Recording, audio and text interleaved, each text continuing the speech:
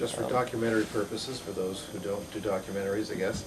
My name is Gordon Thompson, and it's the 11th of March, 2010. Okay, Mr. Thompson, if you could just quickly tell us about your musical background and your interest in the Beatles and what intrigues you about them.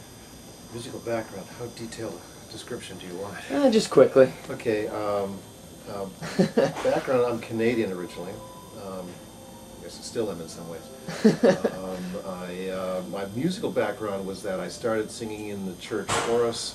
That's where I learned how to read music, how I got my first love of music, I guess, that and family singing. That's where I kind of started it. And Beatles came along, a lot of these pop groups came along in the mid-'60s, and I was kind of like fascinated with the drumming aspect. There's actually a joke behind the drumming part of it too. I had an uncle that lived down the street, and one Christmas he gave me a toy drum kit when I was 5, 6, something like that. It was a joke because it was meant to absolutely torment my parents. But I really kind of loved banging around on this drum kit, right up to the moment when it just disappeared. That's kind of where I got that love. And then these pop groups came along in the mid-'60s, and I thought, well, gee, that looks like a lot of fun. I remember playing on drums. I bet you I can do that. And to kind of abbreviate a story here, I came into possession of a drum kit, practiced a lot. I really fell in love with the music. Started playing with rock bands, and then somebody realized that I could read music too, which made you suddenly no longer a drummer, you're a percussionist at that point. I started playing in high school concert band and orchestra, and then when it came time to go to university, I went to a local university. I'm from Windsor, Ontario, Canada, which is right across the river from Detroit, and started playing music there. Became a composition major. I was a composer. I was really interested in composing music. But I got interested in Indian music at that point in time. So even though I was playing 5, 6, 7 nights a week in clubs and places like that, I started playing Indian music and kind of moved away from that. I became what's known as an ethnomusicologist. I became an ethnomusicologist in the context of North Indian classical music, and then got interested in the folk music traditions of India and worked on that. And it's interesting how the Beatles feed into that, because of course in the late 60s, as I was becoming interested in composition, there was all this Indian music entering into the pop music world. And I heard a bunch of that. I heard Ravi Shankar and Ali Akbar Khan and a bunch of these musicians.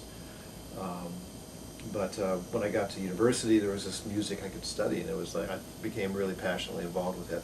And for a long time, I actually gave up the drumming then, and moved over the rock drumming, pop drumming, jazz drumming, and then became a tabla player, which is the Indian drums, and played some sitar and started studying Indian folk music. But my interest in the Beatles originated back in my high school days, or actually elementary school, and just carried that forward. And to kind of bring it all full around, in the 1990s, there was an opening here at Skidmore for someone to direct their London program, and I applied for that and got it. The original request was that I teach a course on London as a center for international exchange. And so I dutifully drew up a course that would describe that, and I realized I was kind of bored with the course description. I couldn't imagine how the students would feel about it. So I made the suggestion that I teach a course on 60s British rock and pop, because I had been a fan of that stuff, and I thought, well, this is an opportunity to kind of go back and learn a bit more about it. So that's what I did. I went to London, taught this course. While I was there, I collected lots of recordings and as many books as I could find on British pop music. And realized that there was still a lot of kind of holes in it, in that research, and certainly not very scholarly, not very rigorous. There was a lot of trade journalism, a lot of pop journalism, very, in my mind, my reading, very superficial. They seemed to be more interested in sex and drugs than they were actually in the music. And the music, there was often people who apparently knew very little about music, making decisions and aesthetic requests about music. And that annoyed me a great deal. So I thought, well, maybe there's room for someone like me to write about this music too. So I have a book out on 60s British pop and rock, looking at largely the different elements within that musical system, that music culture, the producers, the music directors, the engineers, the songwriters, the musicians you'd see on the television and on stage, and the musicians who would actually record music in the studios and things like that. So how all those people kind of work together in that kind of cultural ecology.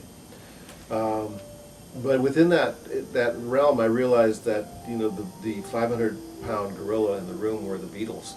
You can't talk about 60s British pop without talking about the Beatles somehow. So I started offering courses on the Beatles. I actually started with a seminar, and I thought, well, the seminar would be fun.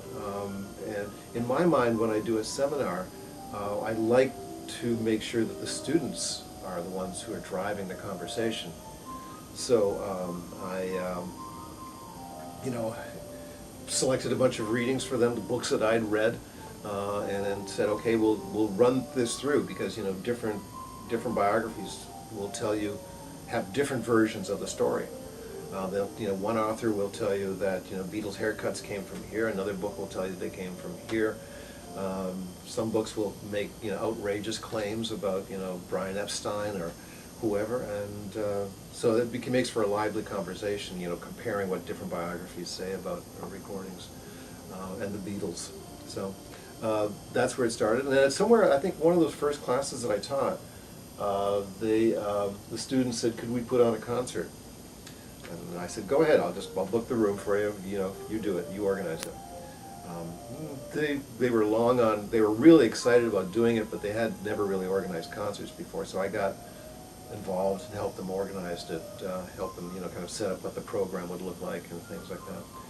That was 9-10 years ago now, and since then we've done that concert every year. Every fall sometime. We used to do it in December until we started getting blocked out by the college for other programs. So now we do it in November. So that's kind of where that came from. And now I'm working on a book on the Beatles. So I guess it's come full circle.